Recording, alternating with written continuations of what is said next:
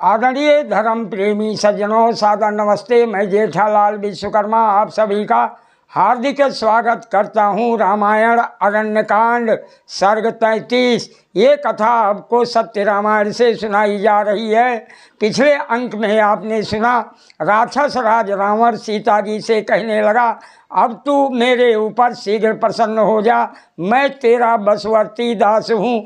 देख, काम से पीड़ित होने के कारण ही ऐसा दीनता और हीनता की बातें मैंने तेरे सामने कही है। जनक नंदनी सीता जी से इस प्रकार की बातें कहकर मृत्यु के मुख में पड़े। रावण ने समझा कि अब सीता मेरे अधीन हो गई। अब आगे आज का प्रसंग है सीता जी की रावण को प्रताड़ना और रावण का 1 वर्ष की अवधि निर्धारित करना। महर्षि वाल्मीकि जी रामायण में आगे कहते हैं, राक्षस राज रावण के ऐसा कहने पर शोक से पीड़ित सीता जी ने अपने और रावण के मध्य में तीर रखकर एवं निर्भय होकर उससे कहा, काल से प्रेरित जब प्राणियों का नाश निकट आ जाता है तब वह काल के वश में होकर शुभ कार्यों में प्रमाद करने लगते हैं। हे राक्षस अधम, मेरा अपमान करने के कारण तेरी मृत्यु निकट आ पहुंची है।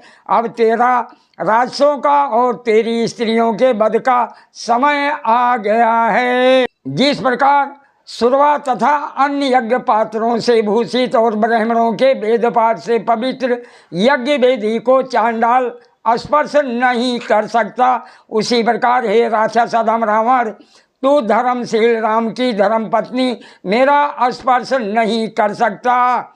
जो राजहंसी कमल कानन में सदा राजहंसों के साथ क्रीड़ा करती है, वो तीरों के मध्य में बैठे हुए जल काट से कैसे प्राप्त कर सकती है। हे राक्षस, मेरे इस निश्चेष शरीर को बांधो या खा डालो, मैं इस शरीर तथा जीवन की रक्षा नहीं करना चाहती।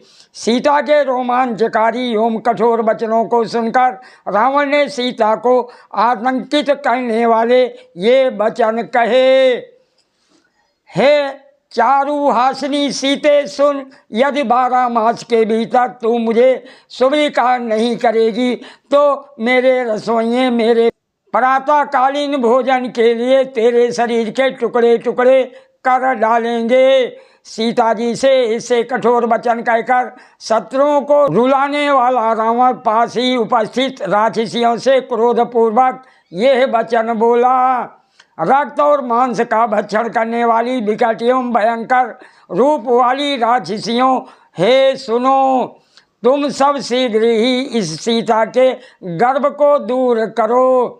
रावण की बात सुनकर भयंकर रूप वाली उन राक्षसियों ने हाथ जोड़ और जो आज्ञा कहकर सीता जी को चारों ओर से घेर लिया। जाते जाते रावण उन भयंकर राक्षसियों से बोला, इस सीता को तुम अशोक वाटिका में ले जाओ, वहाँ इसे डरा धमका कर और सांत्वना आदि उपायों से इसी प्रकार बस में ले आओ जैसे बन के हाथी को बस में लाया जाता है। जब रावण ने उन राक्षसियों को ऐसा आदेश दिया तब वह सीता जी को साथ ले अशोक वाटिका में चली गईं। सादर प्रणाम। जय सिया राम जी की।